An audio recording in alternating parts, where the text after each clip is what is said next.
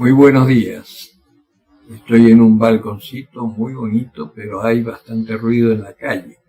Espero que no sea un impedimento grande para escuchar. Hoy reflexionamos del Evangelio de San Lucas, en este día miércoles 6 de noviembre de 2024, 31 del tiempo ordinario del ciclo B, en el capítulo 14, versículos 25 al 33. Caminaba con él mucha gente y volviéndose les dijo: si alguno viene donde mí y no odia a su padre, a su madre, a su mujer, a sus hijos, a sus hermanos, a sus hermanas y hasta a su propia vida, no puede ser discípulo mío. El que no lleve su cruz y venga en pos de mí, no puede ser discípulo mío. Porque ¿quién de vosotros que quiere edificar una torre no se sienta primero a calcular los gastos y ver si tiene para acabarla? No sea que habiendo puesto los cimientos y no pudiendo terminar, todos los que lo vean se pongan a burlarse de él diciendo: este comenzó a edificar y no pudo terminar. ¿O qué rey que sale a enfrentarse contra otro rey no se sienta antes y delibera si con 10.000 puede salir al paso del que viene contra él con 20.000? Y si no, cuando está todavía lejos, envía una embajada para pedir condiciones de paz. Pues de igual manera, cualquiera de vosotros que no renuncie a todos sus bienes, no puede ser discípulo mío. Palabra del Señor. Una palabra dura y que genera mucho escándalo dentro de la misma iglesia. Hay traducciones bíblicas que la palabra odiar la cambian por posponer. Y muchas veces he escuchado prédicas en donde se habla de suavizando la palabra, que en realidad no es odiar. No. Acá no hay que suavizar nada. La palabra es odiar. Odiar. ¿Y odiar en qué sentido? Cuando nosotros nos corrigen nuestros padres, los odiamos y deseamos que se mueran.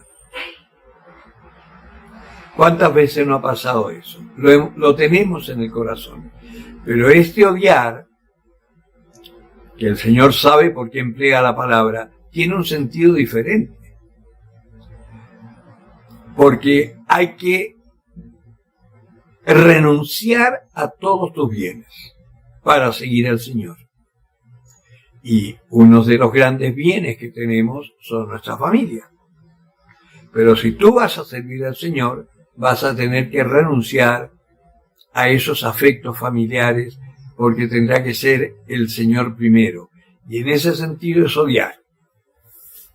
Por ejemplo, no es mi caso, yo siempre hablo de mi caso, pero esta vez no es mi caso. Un muchacho que siente el llamado vocacional a ser presbítero.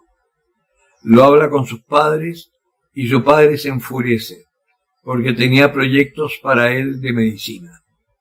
Y la madre se pone a llorar porque es el único hijo varón que le quedaba en casa. Y las mamás inconscientemente siempre procuran que uno de sus hijos varones se quede con ella para cuando falte el padre la sostenga. Y aunque es cruel decirlo, esa es la verdad. Muchas veces nuestros progenitores piensan en sus proyectos por encima de lo que es la voluntad de Dios e incluso lo que puede llegar a ser nuestra voluntad. En ese caso, este muchacho tiene que odiar esos afectos, esas ataduras sentimentales, familiares, esos lazos familiares, y dejarlo todo para seguir la voluntad del Señor. En el caso mío fue diferente, porque el hecho de entrar a la iglesia fue un alivio para mi familia, y cuando yo dije que me iba de cura no lo podían creer que Dios fuese capaz de elegir a una persona como yo, pero cuando estuvieron en mi ordenación, mi padre y mis hermanas mayores, mi mamá no pudo venir porque estaba con Alzheimer, se sorprendían de lo que le decían de mí y vieron que el Señor realmente había hecho milagros en mi vida. Y eso sirvió para que ellos también, que en un principio no estaban muy convencidos incluso mi padre no era muy de iglesia, hasta se compró una Biblia y empezó a leerla para conocer un poco más al Señor. Porque eso que a mí me sucedió le pasa a cualquiera que sea capaz de renunciar, de odiar a su padre, a su madre, a sus hermanas, incluso su propia vida, por seguir al Señor. Porque es tanta la vida que esa persona después desparrama, que al final todos los que en principio estaban en contra se alegran.